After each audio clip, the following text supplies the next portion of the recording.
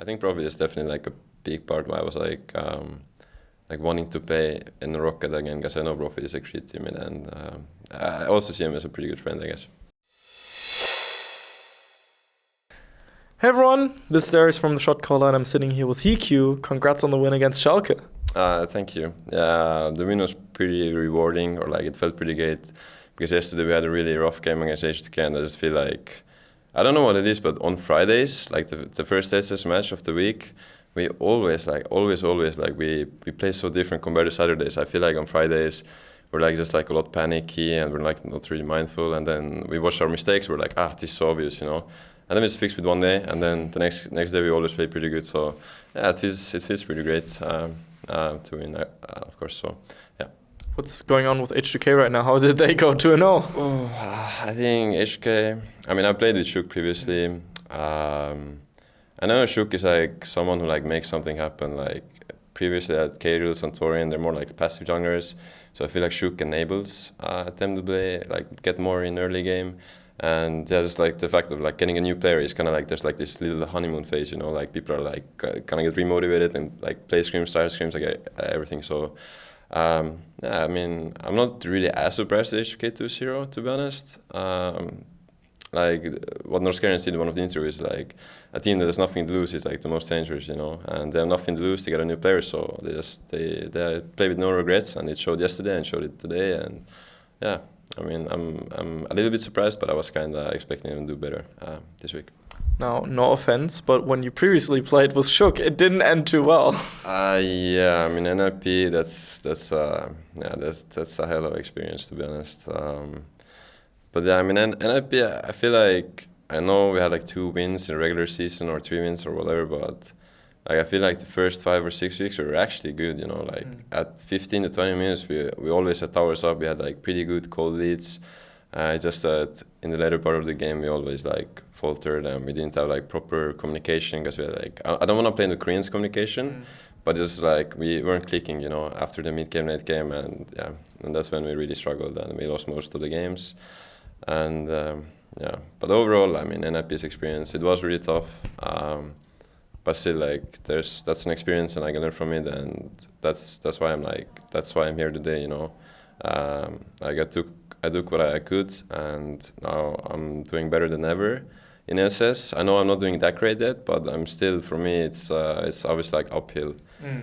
So yeah, like even though it was a hard experience, I'm still, like, I don't really regret having those results or whatever. I just feel like it makes me a more complete person in the long run, or player. I mean. You did get to play with one of the Koreans from NIP still, and he's been putting in work. Prophet is actually playing amazingly. Yeah, Prophet is playing really good, actually. I'm pretty surprised. Like I mean, in NIP, I always thought he was pretty good as well, but I feel like just like at the later end of the split, I feel like honestly, just the team was like faltering in terms of motivation, and then like everybody kind of started to play worse. But now I see the early NIP Prophet, the SKT Prophet, it's like really popping off, and it's like in practice it's like really, it's just a great teammate overall. Like he knows when to joke, and he knows when to like say harshly to you, like, hey, you need to fix this, like you're really bad at this.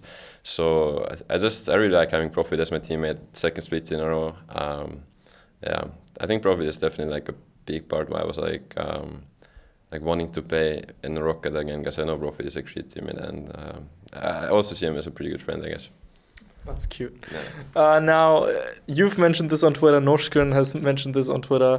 He does quite a lot of banter towards you about you getting relegated twice. Yeah, I mean, Norskeren, yeah, I mean, it was straight from day one, even though we didn't know each other that well. It's like the 2-time, I'm like, Norskeren is like too soon. But yeah, I mean, every time I try to like flame Norskeren or like say like banter with him, he looks at me in the eyes and says like, the 2-time, and I'm like, I can't say anything back, it's over, I can't say anything, because I was just like, all right, I'm not gonna say anything anymore. And yeah, but I mean, yeah, like the banter is fun with Skaren. It's like it's really fun outside of the game, even in games like dabbing and stuff like this. So yeah. I really like his personality, and yeah, even though like I think he's actually like really talented because he's so young.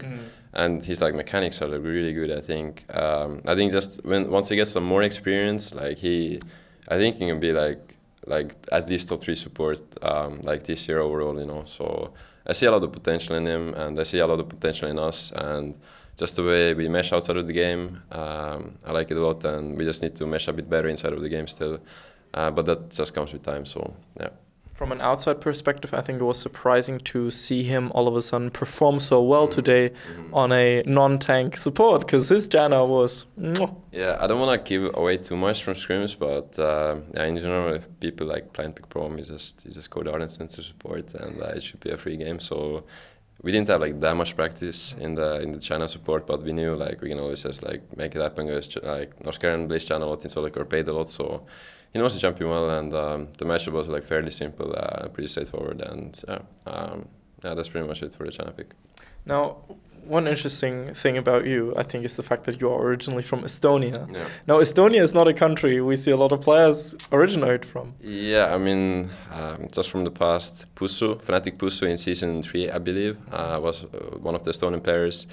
Then obviously, I think Voidal Gambit, when he played in Gambit, but he was like a half Russian, but he still lived in Estonia, I think. And then Beans in Challenge Series, and Shernukes a lot in Challenge Series, and I guess I'm like the 5th player who is like kind of reaching like the top level in EU, I guess. And yeah, I mean, it feels pretty like extraordinary, I guess. I mean, just from the off season, like when I go like out with my friends or whatever, or like the social gathering, like there are people like recognize me, you know, and like get really excited about, you know, like me being in LCS, you know. It feels so weird for me. I'm just a human being. Like, why are people getting like excited to like see me? But yeah, I mean, obviously, like I know like the nationality doesn't really matter. Like all that matters is like the journey you take, you know, the improving, the mindset, everything, the practice, dedication. So yeah, I don't feel like I'm like special, like I'm a special Estonian kid that can make this happen, you know. I just feel like I put in the work, I've gotten here today because I deserve to be here today, and yeah, that's pretty much all. So from the fact that you are the 2-time, what was the most valuable lesson though you've learned from those hardships?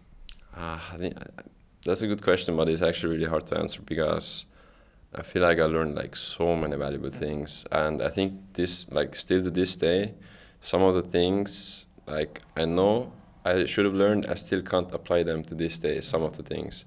But yeah, I mean, oh boy. You can name several things. I mean, okay, so like for example in Giants, like I was like a complete rookie, you know. I didn't even feel like I deserved to be an SS, you know. I had like no experience. I wasn't like insane in Solitaire or anything. Like I was high elo, but I didn't feel like I was like super like confident and like blah blah blah. So on stage when I played against Reckless, when like these big names, I was like right, like play do not lose, you know. And this is like a stupid mentality, but it took me a lot of time. Like in the Giants, in the whole split, I still had the mentality to play do not lose, even though I was like telling myself, okay, play to win. But then you go on stage and they're like, okay, I don't want to make mistakes, you know. So that's one of the lessons learned from Giants. And NIP, it was probably one of the biggest things was just like trusting my own instincts, trusting my own knowledge, trusting myself more, you know. I constantly like took I trusted like more so my teammates and coaches more over my own like instincts and knowledge. And I feel like that was kind of what got us relegated, to be honest, in Schalke, because just an example, you know, like when we went over draft before the Schalke game, I was like, in my head I was thinking like, this is bad, you know, this is not a good bottom match for us. Yeah, this is not good. But I knew it, but I didn't say anything. I was just like, all right, like time to like suck it up, you know, and like try my best. I don't know why like I did that like at that time, you know. But I mean, in hindsight, I know it was stupid, you know. But at the time, I was just like, I didn't have that much confidence in myself to like voice my opinion more, you know. And like nowadays, I try to do it a lot more, you know. When I think something is bad or some bottom matchup is uncomfortable, I'll just say it, you know, straight out. I'm not gonna be like, oh, if I can't play this matchup, like what do my teammates think about me? I'm not like that's a stupid way of thinking as a competitor and as a professional. So yeah, there's two lessons from Giants and FP are probably the biggest ones I learned over the past year. But there's a lot of other stuff I learned as well. Small things, of course. Yeah. Now, you again get to play with Memento. Was that an interesting reunion? Yeah, I mean, in the off-season, like basically me, Profit, and Fly, our manager, like we were kind of building the team, you know. We were Skyping every day, like what do you think about this? What like blah blah blah, like all the players. And like I just wanted to play with Memento, like in Giants, I know we had a really rough split. Back then we were really inexperienced, but I still saw a lot of great qualities in Memento. He was never a bad teammate. He was always tryharding. He was like, back then he wasn't like really a leader because he was so inexperienced, but now he's really taking the road that I want him to take, because I think like as time goes on, like I think he's like really kicking in, like what Memento can do, his leadership qualities, like they're really kicking in, I think. And yeah, I'm like really happy to play with Memento again, and he's a great teammate, a great captain, I guess, and yeah, I'm just grateful to play with him again. So one last question, given the fact that you got relegated by Schalke, how good did this win feel today? I mean, honestly, I didn't really think about it like this way. You got to defeat Upset, the other ADC. Yeah, I mean, I think Upset has always kind of had like the edge over me, to be honest. Like I was in the promotion, and like I guess I didn't play him in the first week, but in general, I think always like even judging by scrims, I felt like he was like always like a little bit better, And I mean, it kind of hasn't changed after this game, but I feel like I'm getting there, Like I'm improving and I'm getting there, but I didn't really think of it as like HeaQ versus Upset. I was thought like, okay, Tristana versus Ezreal, I just think like this always, and it's always bad to think about names like playing as Reckless or whatever. You can't think like this, like HeaQ versus Reckless, the 2-time versus like the split winner multiple times, etc. You can't think like this. It's really it's really bad mentality. And yeah, like this, I just think champion versus champion, and I care about names. My nameplates are off, and I just play the game how I know to play, and that's all. Fair call, very reasonable, very adult-like even. Yeah, I guess you can say so. Is there anything you would like to say to the Rocket fans out there? Actually, yeah, Rocket is the first team that I have actually, like, I'm meeting a lot of fans after the games we win, so I'm actually really thankful for all the fans coming to watch our games live and taking pictures with us. It feels really nice, and yeah, thank you to all of you. You heard it from HeaQ. This was Darius from the Shotcaller. Hope you had a good day. See you then. Hey everyone, this is Darius from the Shotcaller, and I hope you just enjoyed that interview. This is a generic end card, so make sure to click here for another interview or here for a different interview. And if you want to check out more content, specifically from the NALCS, make sure to visit theshotcaller.net for more interviews and other esports content. Have a good day.